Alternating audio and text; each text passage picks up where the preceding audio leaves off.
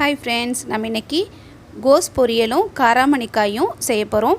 ரொம்ப ஈஸியாக எத்தனை காய்னாலும் ஒரே நேரத்தில் செய்கிறதுக்குரிய மெத்தட் தான் இப்போ நம்ம பார்க்க போகிறோம்.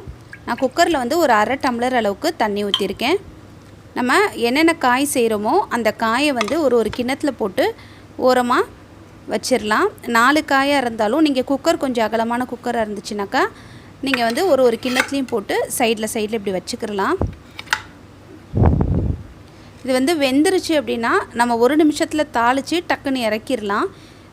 காய்கறி வந்து ரொம்ப நேரம் போட்டு நம்ம வதக்கிக்கிட்டே இருக்க தேவை இருக்காது, அதோட சத்தும் போயிடும் ரொம்ப நேரம் வதக்கணும்னா.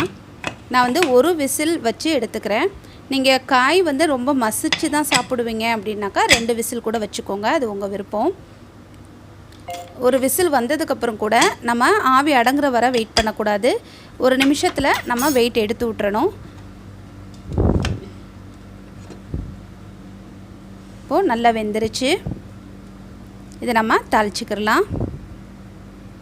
இது வந்து டக்குன்னு முடியும் ஃப்ரெண்ட்ஸ். எவ்வளோ காய்கறியாக இருந்தாலும் சீக்கிரமாக நமக்கு வந்து சமையல் முடிச்சிரும். கோஸுக்கு வந்து ரொம்ப எண்ணெய் ஊற்றக்கூடாது, சேர்ந்த மாதிரி இருக்கும், உதிரியாக கிடைக்காது. நான் 1.5 ஸ்பூன் அளவுக்கு தான் எண்ணெய் ஊற்றிருக்கேன். கடுகுளுந்து போட்டு கொஞ்சம் ஜீரகம் சேர்த்துருக்கேன். பச்சை மிளகாயும் 2 பல்லு பூண்டை மெல்லிசாக நீளமாக நறுக்கியிருக்கேன், அதையும் சேர்த்துருக்கேன். ஒரு வதக்கிக்கலாம்.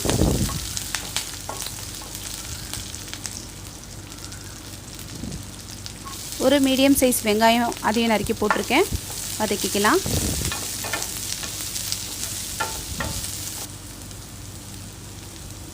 கருவேப்பிலை சேர்த்துருக்கேன்.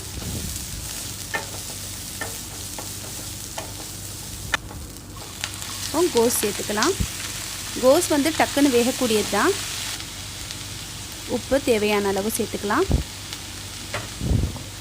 எதுவுமே நமக்கு வந்து கலர் சேஞ்ச் ஆகக்கூடாது. ஒரு வதக்கிட்டு நம்ம இறக்கிடலாம், தண்ணி பதம் இல்லாமல். நம்ம வந்து ஆவி அடங்குற வரைக்கும் குக்கரை நம்ம விட்டுட்டோன்னா நம்ம உள்ளே வேக வைக்கிற காயுடைய கலர் வந்து சேஞ்ச் ஆயிரும். அதனால் முடிஞ்ச வரைக்குமே ஆவி அடங்க முன்னாடி வெயிட் எடுத்து விட்டுருங்க. இப்போ தேங்காய் பூவும் கொத்தமல்லி கீரையும் சேர்த்து ஒரு வதக்கிட்டு அடுப்பு ஆஃப் பண்ணிட்டேன். இது நல்லா டேஸ்ட்டாக இருக்கும் ஃப்ரெண்ட்ஸ், ட்ரை பண்ணுங்கள். இப்போது காராமணிக்காய் தாளிச்சிக்கலாம். 2 ஸ்பூன் அளவுக்கு எண்ணெய் ஊற்றிருக்கேன். கடுகுளுந்து போட்டிருக்கேன். கொஞ்சம் ஜீரகம் சேர்த்துக்கலாம். கருவேப்பிலை சேர்த்துக்கலாம். மீடியம் சைஸ் வெங்காயம், ஒரு வெங்காயம் போட்டிருக்கேன். வெங்காயம் வந்து நல்லா வதங்கட்டும். சின்ன சைஸ் தக்காளி, ஒரு தக்காளி சேர்த்துருக்கேன், அதுவும் நல்லா வதங்கட்டும். 1/2 டீஸ்பூன் அளவுக்கு மஞ்சத்தூள் சேர்த்துருக்கேன்.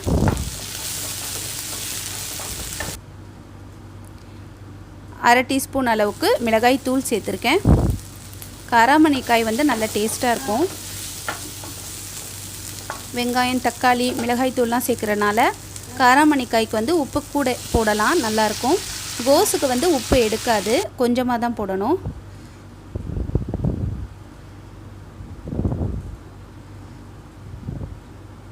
இதை வந்து மூடி வச்சு நம்ம காயை சமைக்க தேவையில்லை. ஏற்கனவே நம்ம காய் வந்து வெந்ததுனால நல்லா ஃபுல் ஃப்ளேம்ஸில் வச்சே நல்லா வதக்கி இறக்கிடலாம். இது சீக்கிரம் முடியும் ஃப்ரெண்ட்ஸ். கண்டிப்பாக இந்த மெத்தடில் ட்ரை பண்ணுங்கள். இந்த வீடியோ உங்களுக்கு பிடிச்சிருந்துச்சுன்னா லைக் பண்ணுங்கள், ஷேர் பண்ணுங்கள், சப்ஸ்கிரைப் பண்ணுங்கள். தேங்க்யூ ஃப்ரெண்ட்ஸ், பாய்.